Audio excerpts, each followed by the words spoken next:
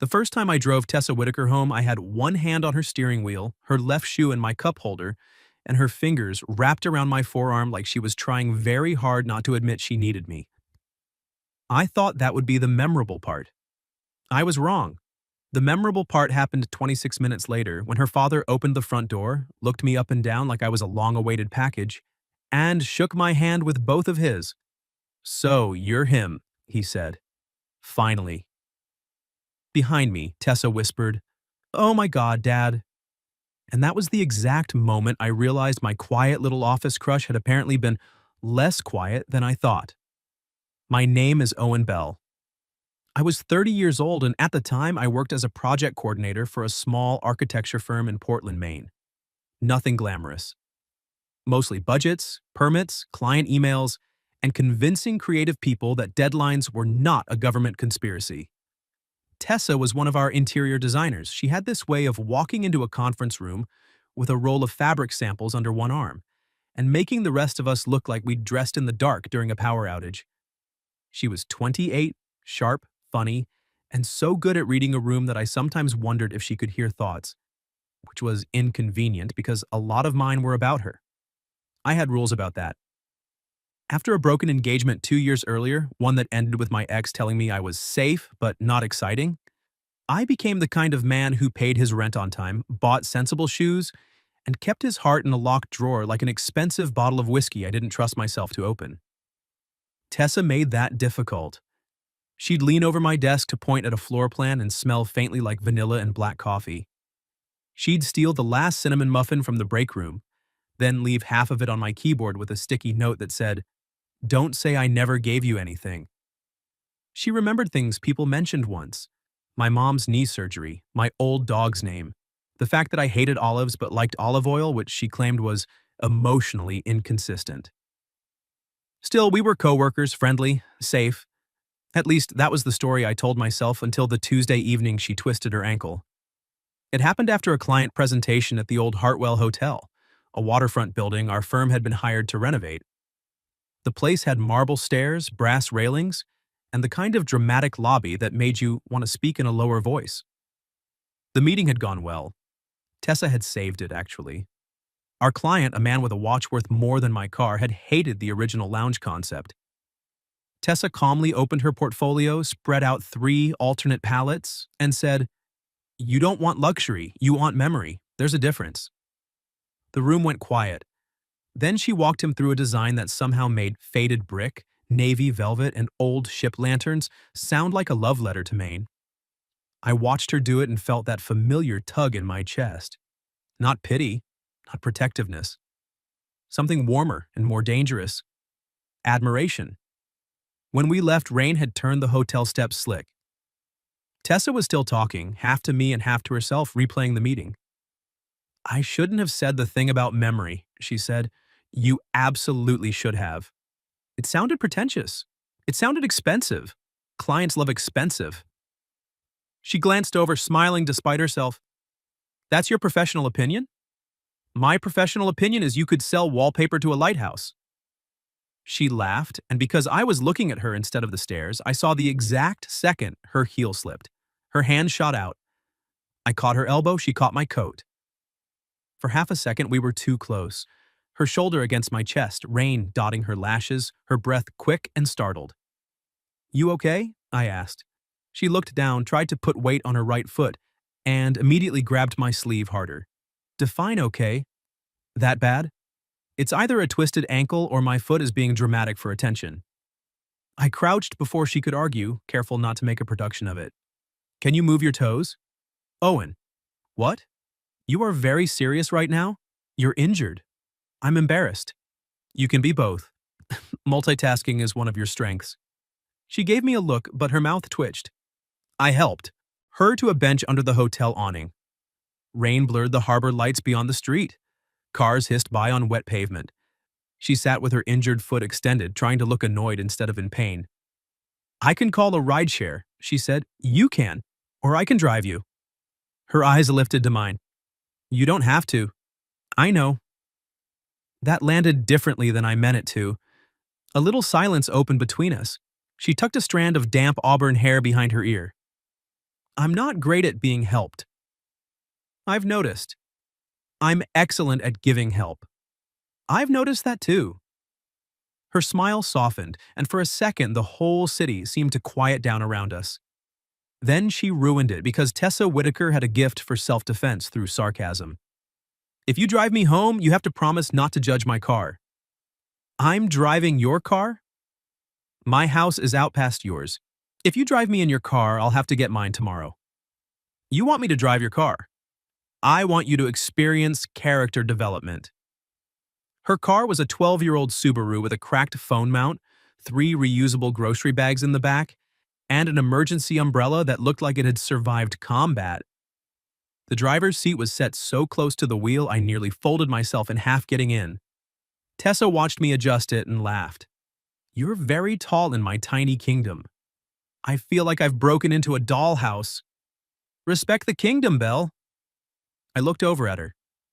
She had her injured foot propped carefully, her coat bunched around her, and a stubborn little wrinkle between her eyebrows. Even hurt, she was trying to keep the mood light. So I did too. Yes, Your Majesty. She smiled out the windshield, but not before I caught the color rising in her cheeks. The drive should have been simple, 20 minutes, maybe 30 with rain. But there was something strangely intimate about being in her car, surrounded by small evidence of her life. A blue scarf in the back seat, a parking receipt from a botanical garden, a paper bag from a bakery I liked but had never told her about. You go to Miller's? I asked, nodding toward it. She followed my gaze. Sometimes. They have the best maple scones. I know. You know? She looked out the passenger window. You mentioned it once. I glanced at her. She kept her face turned away, but her reflection in the glass gave her up. She was smiling. Something shifted in me then. Not loudly, not dramatically, just enough to make my next breath feel unfamiliar. The sensible thing would have been to let it pass. Naturally, I did not. You remember my bakery order? I remember lots of useless things. That feels less useless than most of my college degree. She laughed quietly. Then her phone buzzed in her lap. She checked it and made a face. My dad, she said. He worried? He's retired. Worrying is his hobby. She typed with both thumbs, then winced when the car hit a pothole. You should tell him you're hurt, I said. I told him I twisted my ankle. And? Annie replied with 3 exclamation points and a question about whether I had married a doctor yet. Efficient. That man has been trying to marry me off since I turned 25. Last month he suggested his dentist. Good teeth? Excellent teeth. No personality. Tragic. She looked at me sideways. You're enjoying this. A little.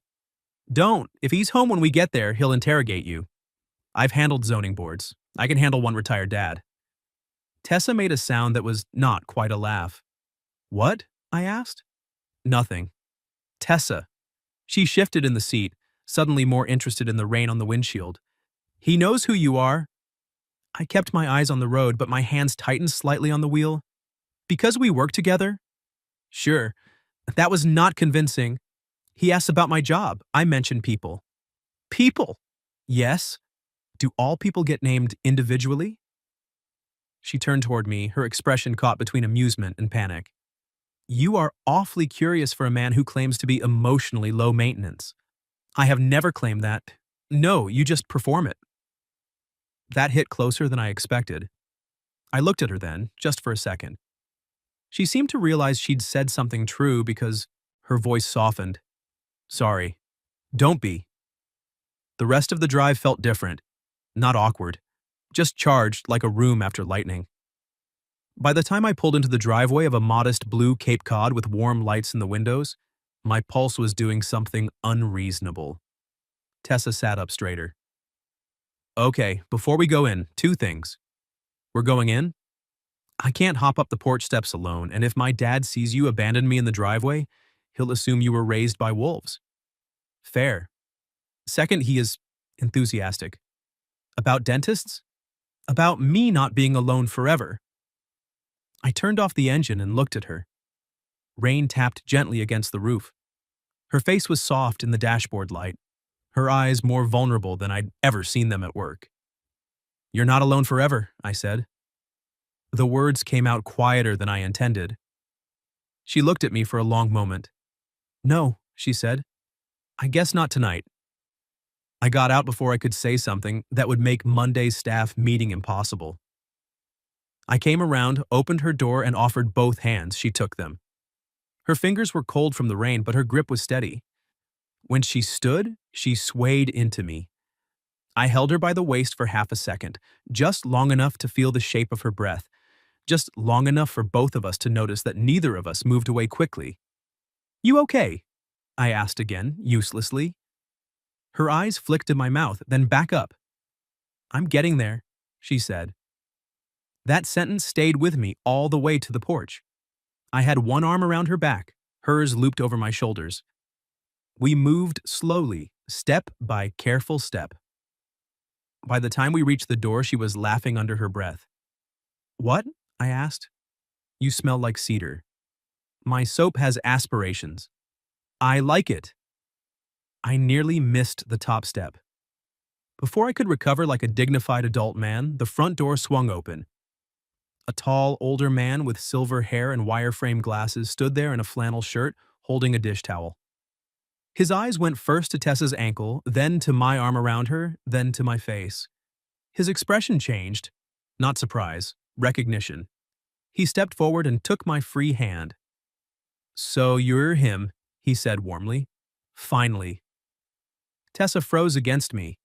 "Dad?" she said, and there was a warning in it.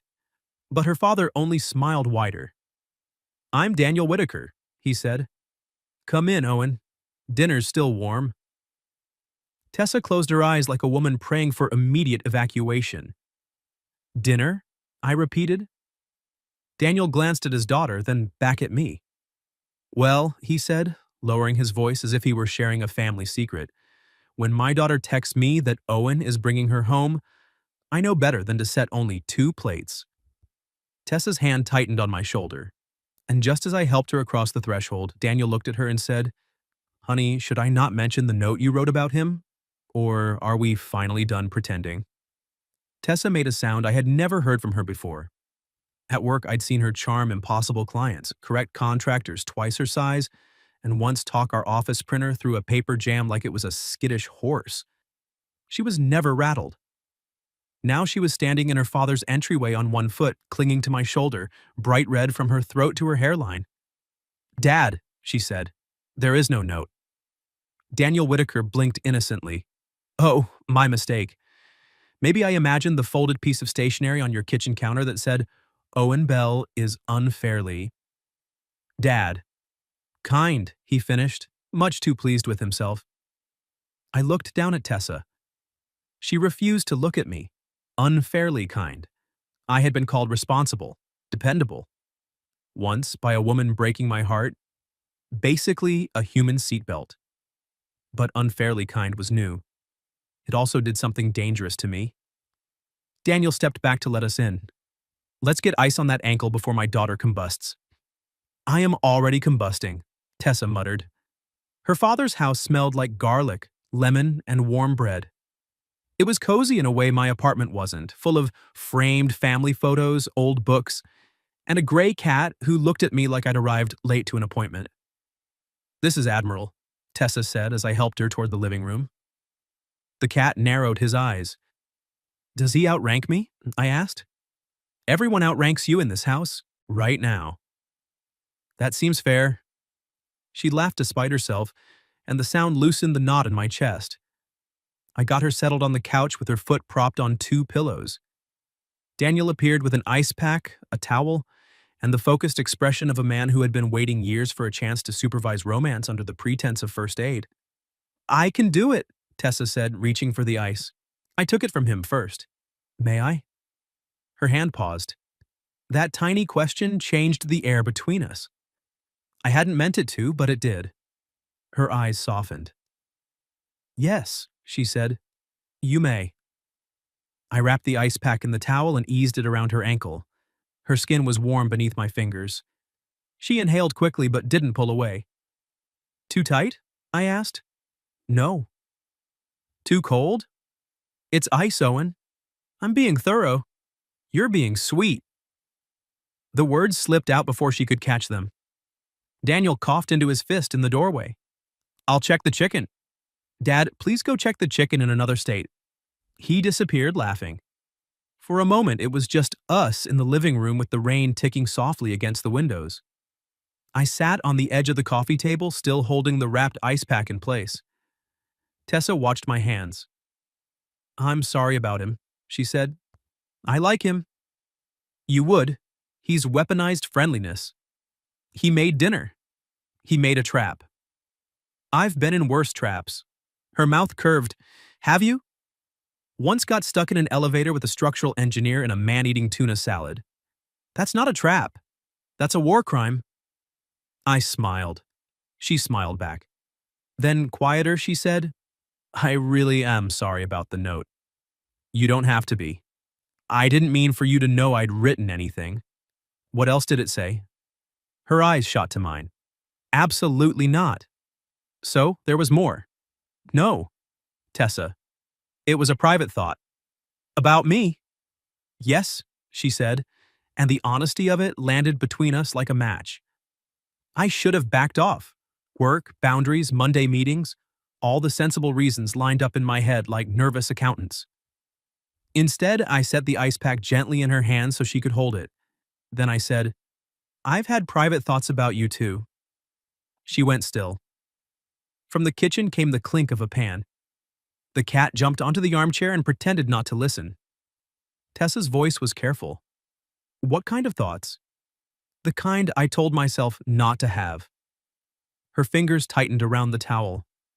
I looked at her then, really looked. Not as a coworker across a conference table, not as a friend who shared muffins and inside jokes, as a woman I wanted. Her lips parted slightly. Owen, she said, barely above a whisper. I know. I let out a short breath. I know the reasons this is complicated. Do you? We work together. That's one. I'm bad at pretending I don't care. That's another. I laughed softly, but she didn't. She was watching me with something open and searching. What's the third? I asked. She swallowed. I'm afraid I made you up. That stripped every clever answer right out of me. What do you mean? She looked toward the kitchen, then back at me. After my mom died, Dad and I got very good at saying we were fine. I got good at being useful, competent, the person who doesn't need too much. I knew that version of her. I saw it every day.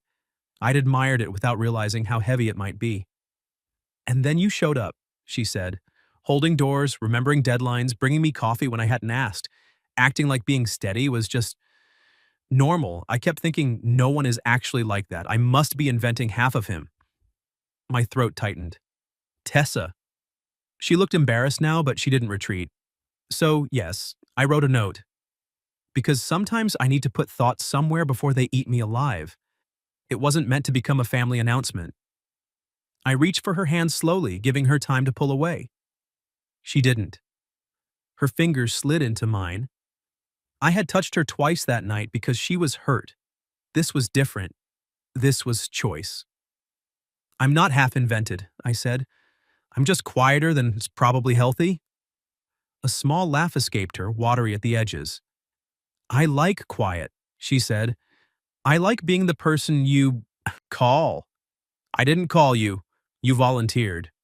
I like being the person you let volunteer. Her thumb moved against mine once, almost absent-mindedly, and it made my heart kick hard enough to embarrass me. Daniel chose that exact moment to lean around the doorway. Dinner in 5. Owen, do you eat asparagus? Tessa closed her eyes. Bye. Please say no, so this ends. I eat asparagus, I said. Traitor, she whispered. Daniel beamed. Wonderful. Dinner was not a trap. It was worse. It was nice. Daniel made roast chicken with lemon, potatoes crisp at the edges, and asparagus I praised because I had apparently chosen a side. Tessa sat beside me at the old oak table, her injured foot propped on a spare chair, our knees occasionally brushing beneath the table. Each time it happened, she glanced at me. Each time neither of us moved away first. Daniel told stories about Tessa as a child. Tessa threatened to replace his coffee with decaf. Admiral stationed himself under my chair and accepted tribute in the form of chicken. It felt absurdly like belonging. At one point, Tessa reached for the salt and winced. I passed it to her before she asked. She looked at me and said, "See? Unfair." I smiled. "I'm trying to be fair." "You're failing." "Good." Her cheeks went pink again, but this time she didn't look away. After dinner, Daniel insisted on doing the dishes alone. "Doctor's orders," he said, though no doctor had been consulted. Tessa and I ended up back in the living room, the lights low, rain softening the windows. I helped her settle onto the couch again, and when I started to move to the armchair, she caught my sleeve. "Don't sit over there." It was not dramatic, not coy, just honest. So I sat beside her, close enough that her shoulder brushed mine. For a while we said nothing. Her hand rested between us on the cushion. Mine rested beside it. Eventually her pinky touched mine. "Is this a terrible idea?" she asked. "Probably." "Because of work?" "Partly." "Because you're scared?" I turned my head. She was already looking at me. "Yes," I said. Her expression softened. "Me too." That should have made me cautious. Instead, it made me brave. "I don't want to pretend tomorrow that tonight didn't happen," I said. "Good," she whispered, "because I don't think I can." I looked down at her mouth. She noticed. This time, she didn't hide. "Tessa," I said, "if I kiss you, your dad might come in with dessert and a trumpet." Her laugh broke softly against my shoulder. "Then you better be quick." So I leaned in. It was a gentle kiss, barely more than a question. Her hand came up to my jaw warm and certain, and she answered by kissing me back. No thunder, no movie music, just rain, her breath, and the terrifying knowledge that something I had been denying for months had finally stepped into the light. When we parted, she stayed close. "Still unfair," she murmured. I smiled against her temple. "You can write that down later." From the kitchen, Daniel called, "I found pie." Tessa dropped her forehead to my shoulder. "We can never tell him." "He already knows." "Yes," she said, sliding her fingers through mine again. "But let's make him suffer for details." By Monday morning, Tessa's kiss had become a problem. Not because I regretted it, because I remembered it too well. I remembered the soft catch of her breath, the way her fingers had rested at my jaw like she was both asking and answering, the way she'd smiled afterward, forehead against my shoulder, while her father loudly pretended not to hover in the kitchen with pie. I had driven home that night with the taste of apple cinnamon on my tongue and my heart acting like it had been given caffeine and a second chance. Then came Sunday. Sunday was texting. It started practical. "Tessa, ankle is purple, very fashionable." "Me? Does it match your throw pillows?" "Tessa, nothing matches my throw pillows, that's the point." Then it became less practical. "Me, how's Admiral?" "Tessa, disappointed you left." "He sat by the door for 10 minutes. Me, I made an impression." "Tessa, don't get smug. He also loves rubber bands." Then, at 9:42 p.m., it became dangerous. "Tessa, I keep thinking about the couch. I stared at my phone so long the screen dimmed." Me too." 3 dots appeared, vanished, appeared again. "Tessa, I don't want Monday to make us cowards." That was Tessa. One clean sentence, straight through the ribs. Me. "It won't. I meant it when I typed it." Then Monday arrived wearing fluorescent lights and HR policies. At 8:17, I walked into the office holding 2 coffees from Miller's Bakery and found Tessa already at her desk. One ankle wrapped, one flat shoe on, looking like every soft thing from Saturday night had been locked behind professional eyeliner. She looked up. Our eyes met. For one horrifying second, I forgot how to be normal in public. Then she smiled. Not the office smile, not the client smile, the couch smile. I nearly spilled both coffees. "Morning, Belle," she said. "Tessa." Her gaze dropped to the paper cups. "Is one of those an apology?" "For what?" "For making me think about you all Sunday." I froze. She took the cup from my hand and lifted one eyebrow. Relax, everyone's in the kitchen. I exhaled. You enjoy danger. I enjoy your face when you panic. I don't panic. You do internally, it's very organized. I laughed, and just like that, the fear loosened. I leaned a hip against her desk. How's the ankle? Better, still dramatic. Did you ice it? Yes. Elevate? Yes. Stay off it? She took a sip of coffee instead of answering. Tessa. I had laundry. You were supposed to rest. I was supposed to have clean underwear. That is a compelling counterargument. Her eyes sparkled over the lid of her cup. See, this is why I keep you around. Keep you around. I was still absorbing that when our senior architect Vivian swept past with a stack of folders. Owen, conference room in 10. Tessa, if you're mobile enough, the Hartwell revised boards need your blessing. Tessa straightened. I'm mobile enough. The moment Vivian disappeared, I said, You are not carrying boards. I can carry boards. You can carry one pencil and your coffee. Bossy. Accurate, she tilted her head. Careful, you're starting to sound invested. I looked at her across the small space between us. I am invested. The teasing left her face. For a beat, the office noise faded. The printer, the phone, someone laughing near the kitchenette. She held her coffee with both hands like she needed something to do. Okay, she said softly. I'm okay. Okay, I liked hearing that. I wanted to touch her. Her hand, her cheek, the strand of hair caught near her collar. Instead, because we were at work and I was trying not to become an HR training video, I picked up the foam core boards beside her desk. Conference room, I asked. Her smile returned, warmer now. Yes, please. The day became a careful dance. Not sneaking, not exactly. More like learning a new language in a place where everyone else still spoke the old one. I carried sample boxes, and she pretended to be annoyed. She corrected a measurement on my permit schedule, and I pretended not to like the way she leaned over my shoulder.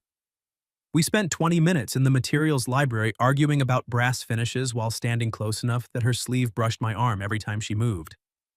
Antique brass, she said. Satin brass. Antique has depth. Satin has restraint. She looked at me. Do you always value restraint? Historically, yes. And currently? That depends. On? I lowered my voice. Whether you keep standing that close. Her lips parted. The library door opened. We sprang apart like guilty teenagers. It was only Lucas from accounting, looking for packing tape. He glanced between us. You two okay? Brass dispute, Tessa said. Very serious, I added. Lucas backed out slowly. Architecture is weird. When he was gone, Tessa pressed a hand over her mouth, trying not to laugh. I leaned against the sample shelves, helpless. This is your fault, I said. My fault? You're the one weaponizing your voice. I have a voice? Don't be humble, it doesn't suit you. Noted. Her laughter faded into something softer. I like this. Hiding in the materials library? No, us. She took one careful step closer, her limp barely there now. Even the awkward parts. I looked at her and felt the locked drawer in my chest give another inch. I like us too. Us. We both heard it. Her smile trembled at the edges, then she said, Are we allowed to say that yet? I think we just did. At lunch, we walked slowly to the sandwich place around the corner. It wasn't a date, technically. It was 34 minutes between meetings with takeout wrappers and plastic cups. It felt like a date. We sat at the small counter by the window, rain clouds gathering again over the street. Tessa stole a pickle from my plate without asking. You realize, I said, that's a significant boundary violation. You brought me coffee, we're past boundaries. Dangerous legal theory. I stand by it. You're barely standing at all. She kicked my shoe gently with her good foot. Rude. I smiled and then watched her unwrap her sandwich with careful fingers. Can I ask you something? Only if I can avoid answering with humor if needed. Deal. I hesitated. Saturday night, your dad said, finally. How long has he known about me? She looked out the window. Long enough, apparently. Since the winter gala, she said. The one where the caterer dropped shrimp on Martin's shoes? That's the one. That was 4 months ago. I know. What happened at the gala? She turned back to me, a little shy now. You gave me your coat. It was cold. You gave me your coat, then spent 40 minutes pretending you weren't cold because I said I liked the lining. I remembered that night. Her bare shoulders, my coat around them, me lying through my teeth while freezing beside a decorative ice sculpture. I was fine, I said. You were blue. Blue-ish. She laughed, then sobered. When I got home, Dad asked why I was smiling. I told him about you. Just the coat? At first. And then? Her eyes met mine. Then I kept telling him things. My heart did that unreasonable thing again. What things? That you remember everyone's coffee order. That you talk to interns like they matter. That you once stayed late fixing a mistake that wasn't yours because you didn't want Jasmine to get blamed. I looked down. Owen. I forced myself to look back up. She was studying me. Do compliments make you want to leave your body? Yes. Good to know. It's not that I don't appreciate them. I know. Her voice gentled. You just don't believe them quickly. That was too true for a lunch counter. I folded my napkin once. My ex used to say I was reliable like it was a defect. Tessa's expression changed, sharpening with quiet anger on my behalf. That was cruel. She wasn't trying to be. Cruelty doesn't always need a plan. I let out a breath. I think I've been trying not to bore anyone ever since. Tessa reached across the narrow counter and put her hand over mine. It was public. Small. Undeniable. You don't bore me, she said. You calm me down and wake me up at the same time. It's extremely inconvenient. I turned my hand beneath hers and laced our fingers together. Good, I said. I'd hate to be convenient. She smiled, but her eyes were bright. We stayed like that until our phones buzzed within seconds of each other. Vivian. Client moved Hartwell review to 2 o'clock. Need both of you. Tessa groaned. Romance interrupted by navy velvet. At least it has depth. She narrowed her eyes. Don't start. Back at the office, the meeting went well until Martin, our firm's managing partner, paused over the budget sheet and frowned. These vendor numbers don't match the estimate, he said. I leaned forward. They did Friday. Tessa's shoulder brushed mine as she reached for the folder. Let me see. For 10 minutes, the room became all business. Numbers, timelines, substitutions. The discrepancy wasn't catastrophic, but it was messy enough to keep us late. By 6:30, the office had emptied. Tessa sat beside me in the conference room, shoes off, injured ankle propped on a chair while we compared invoices. This is not how I imagined our first evening alone after kissing, she said. I looked up. You imagined it? She did not blush this time. Several versions. My pen stopped moving. Tessa. What? You confessed private thoughts. I'm being collaborative. I pushed the invoice aside. Come here. She blinked. I'm injured. You're 3 feet away. With dignity? Preferably. She rolled her chair toward me, slow and ridiculous, until our knees touched. I caught the armrests and tugged her the last inch closer. Her smile faded. I cupped her cheek. I want a real date. Her hand closed around my wrist. Define. Real. No invoices. No pretending lunch doesn't count. No fathers with pie. That last one may be difficult. Saturday night, I said. Dinner, just us. Her gaze dropped to my mouth, then lifted. Yes. Yes? Yes, Owen. I choose the inconvenient, unfairly kind man with the dangerous voice. I kissed her then, in the blue shadow of the conference room, with spreadsheets between us and her fingers sliding into my hair. This kiss was not a question. When we broke apart, she rested her forehead against mine. We should finish the invoices. We should. Neither of us moved. Then her phone lit up on the table. A text from Daniel appeared. Daniel. If Owen is working late too, remind him leftovers exist. Tessa groaned. I smiled. He ships us. He captains the ship. I picked up my pen, still grinning. And under the table, where no policy could see, Tessa slid her hand into mine.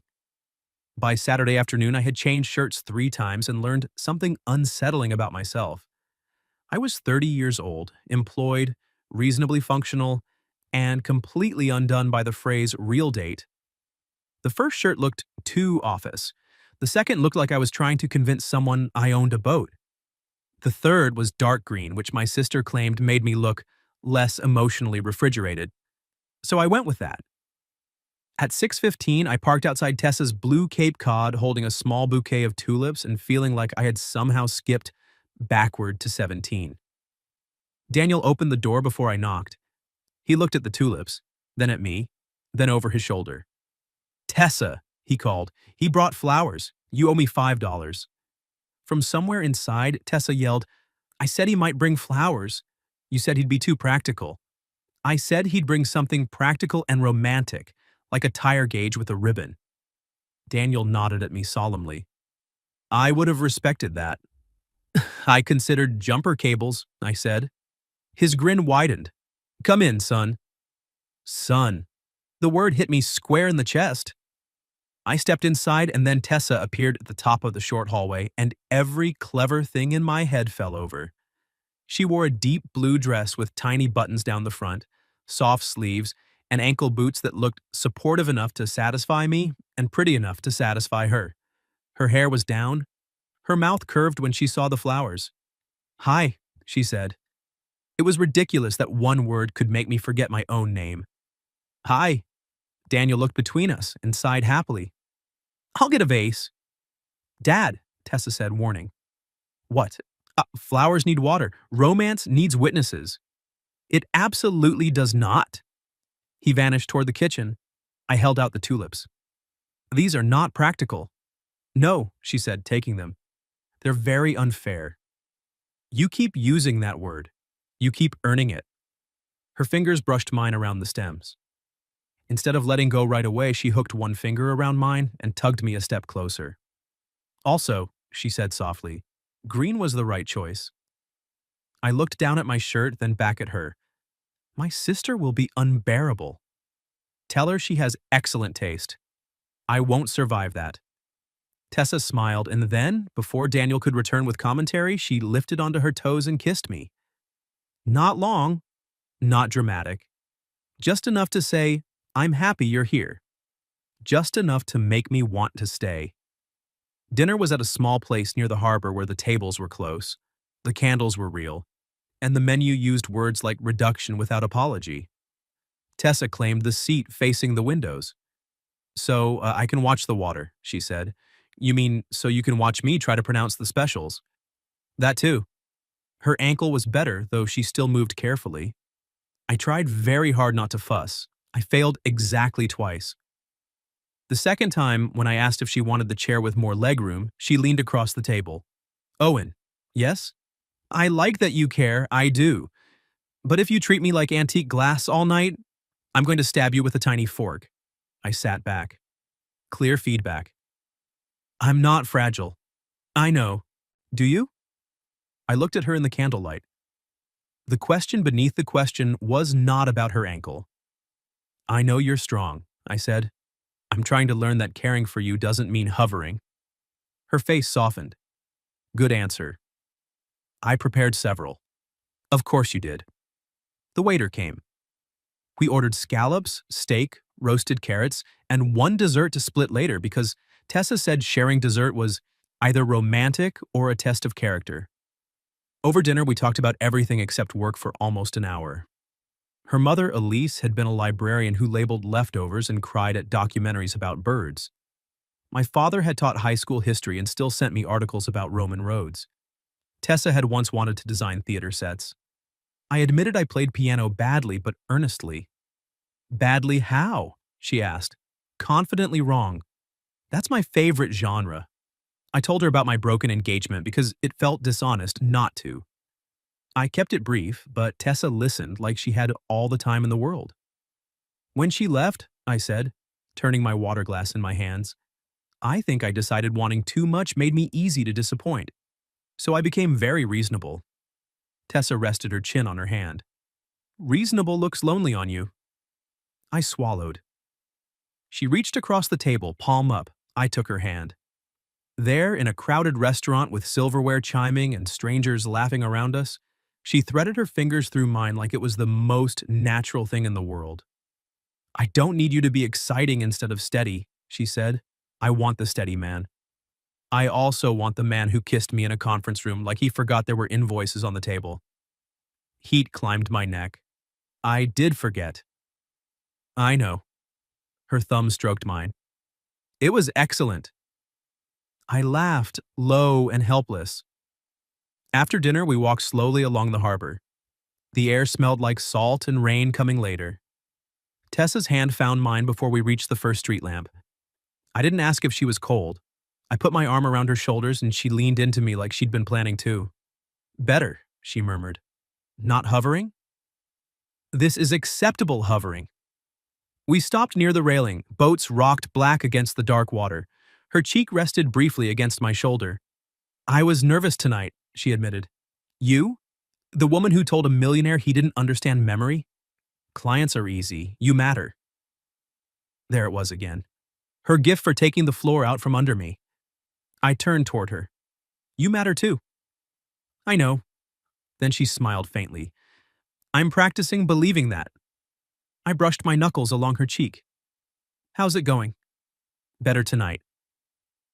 I kissed her under the harbor lights, slow this time, with no father in the kitchen and no office door waiting to open. Her hands slid beneath my jacket, warm at my waist, and when she sighed against my mouth, I felt something inside me stop bracing for impact. When we parted, she stayed close. So, she whispered, real date? Very real. Second date? Extremely real. She laughed and kissed me again. That should have been the whole night. It almost was. Then my phone buzzed. I ignored it. It buzzed again. Tessa leaned back. You can check. I don't want to. Healthy. Impractical, but healthy. I pulled it out. A message from Vivian. Vivian. Sorry to interrupt your weekend. Need both you and Tessa in early Monday. HR wants disclosure forms if there's a relationship. Martin noticed the late nights and his being Martin. My stomach sank. Tessa read my face. Work? I showed her. For a moment, the harbor felt colder. It's not a disaster, I said quickly. It's just paperwork. And gossip. Probably. And Martin acting like my design judgment is compromised because I kissed the schedule guy. Despite myself, I smiled. Schedule guy? You have many talents. Calendars are one. Tessa. She blew out a breath and looked toward the water. I don't want to become a problem you have to manage. You're not. At work, women become stories faster than men do. I had no easy answer, which meant I owed her an honest one. You're right, I said. So we handle it carefully. We disclose. We set boundaries. And if anyone implies your work is anything less than yours, we'll... She lifted an eyebrow. I stopped. Respectfully challenged the premise in a meeting-appropriate tone. That was almost romantic. I was going to say something less meeting-appropriate. I know. She squeezed my hand. I liked that part too. I stepped in front of her so she had to look at me. Listen, I don't want this only if it's easy. Her eyes searched mine. I want Saturday nights, I said, and Monday mornings, and figuring out the awkward parts without letting them scare us into pretending. Her mouth softened. That sounded dangerously close to a speech. I can make it worse. Please do. I choose you, I said. Not because you twisted your ankle, not because your dad fed me pie, not because we're convenient. You. Complicated work forms and terrifying cat included. Her eyes turned bright, but her smile held. Admiral is not terrifying. He judged my shoes. He judges everyone's shoes. Tessa. She lifted our joined hands and kissed my knuckles. I choose you too, Owen Bell, even when you get noble and procedural. I laughed and she stepped into me, wrapping both arms around my waist. We stood there a long time, holding each other beside the dark water. Only after I drove her home did the next complication arrive. Daniel was on the porch with 2 mugs of tea, pretending he had not been waiting. Well? He asked. Tessa kissed my cheek before answering. He's still him, Daniel smiled at me over her head. Good. Then Tessa's phone rang. She glanced at the screen and went still. I saw only the name before she turned it slightly away. Graham, her ex. Her thumb hovered over decline, but her face had changed. Not longing, not fear exactly. Something unfinished. I waited. Tessa looked up at me, then took my hand again where her father could see. I'm not answering, she said. And she didn't. Graham called 3 more times that night. Tessa declined every one. Daniel, to his credit, did not ask questions. He only handed her tea, kissed her forehead, and disappeared inside with the wisdom of a man who knew when not to parent out loud. I stayed on the porch with her. The rain had stopped, leaving the steps glossy and dark. Tessa stood beside me in her blue dress, my jacket around her shoulders, her phone silent at last in her hand. You don't have to explain, I said. I know. She looked at me. But I want to. That mattered, more than if she'd never gotten the call at all. We sat on the porch swing, she tucked one leg beneath her, careful with her ankle, and I rested my arm along the back of the swing. Not touching her. Just there. She noticed. After a moment, she leaned into my side. Graham and I dated for almost 2 years, she said. It ended 8 months ago. He wasn't awful. Not in some dramatic, villainous way. He just made everything feel negotiable, my time, my boundaries, my work. If I was upset, I had to present evidence. I was quiet. He called last month, she continued. Then again last week. I didn't answer either time. Tonight just felt badly timed. She laughed once. Aggressively timed. Do you want to call him back? No. She turned her face toward me, and I need you to believe that without me having to prove it.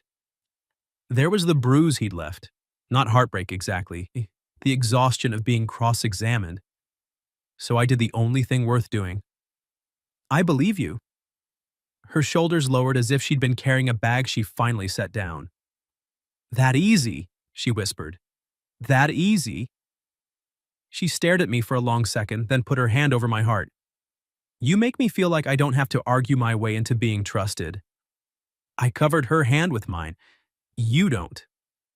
She kissed me then, right there on the porch swing, soft and sure and a little sad around the edges. I kissed her back with everything I didn't know how to say yet, that I wanted to be different from the people who had made her feel like love was a courtroom, that I wanted to learn her without trying to own her, that choosing her meant trusting her choices too. When she pulled away, she smiled faintly. My dad is absolutely watching through the blinds. Which window? Kitchen. I glanced over, a curtain twitched.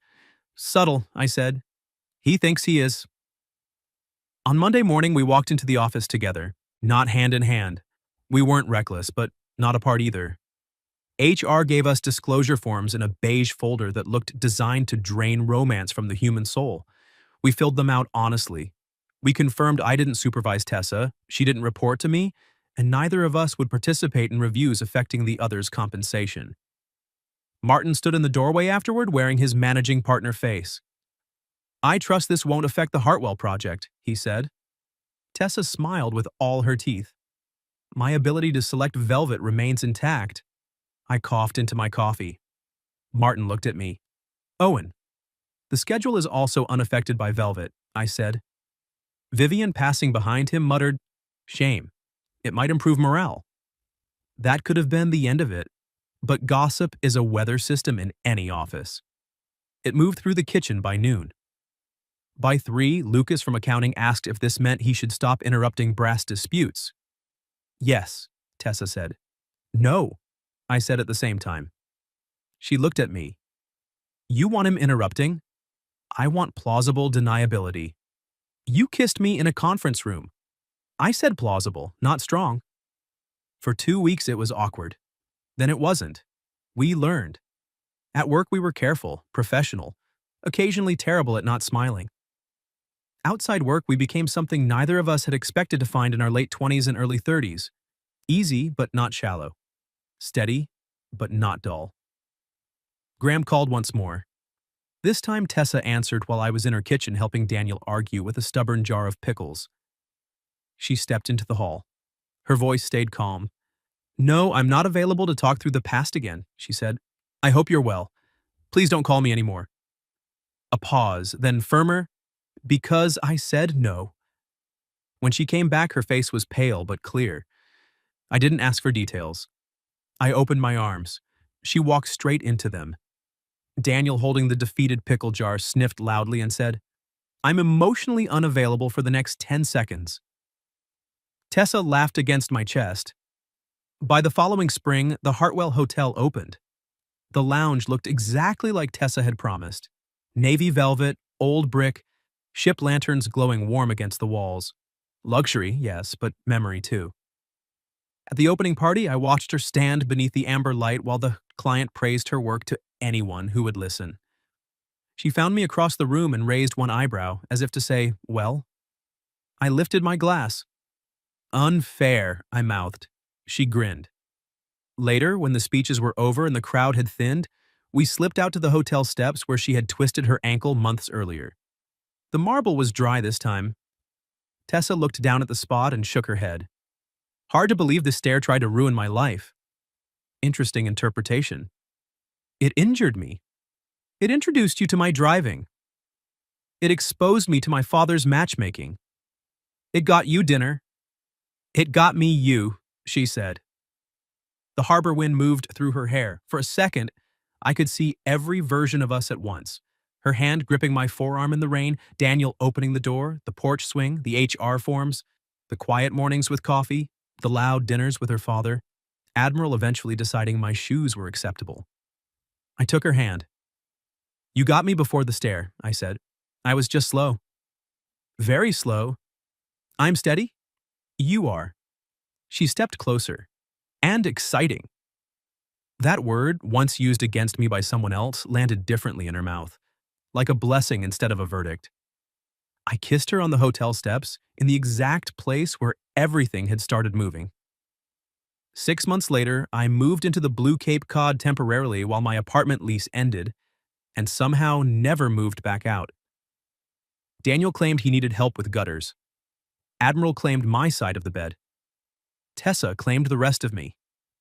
A year after that night, I proposed in the Hartwell lounge under the old ship lanterns, with a maple scone hidden badly in my coat pocket because romance, according to Tessa, should always include snacks. She said yes before I finished the sentence. Daniel cried. Vivian pretended not to. Lucas asked if the engagement affected brass disputes. And Tessa, my unfairly kind, inconvenient, brilliant Tessa, slipped the ring onto her finger and whispered, finally. Sometimes love doesn't arrive as thunder. Sometimes it arrives as a twisted ankle, a borrowed car, a father at the door who already knows your name, and a woman brave enough to stop pretending she hasn't been choosing you for months. What would you have done if you drove your coworker home after she got hurt and her dad opened the door saying, so, you're him? Finally? Have you ever experienced something similar where someone's family knew about a crush before you did? Tell me your story in the comments. If you like this one, leave a like, subscribe, and I'll see you in the next video.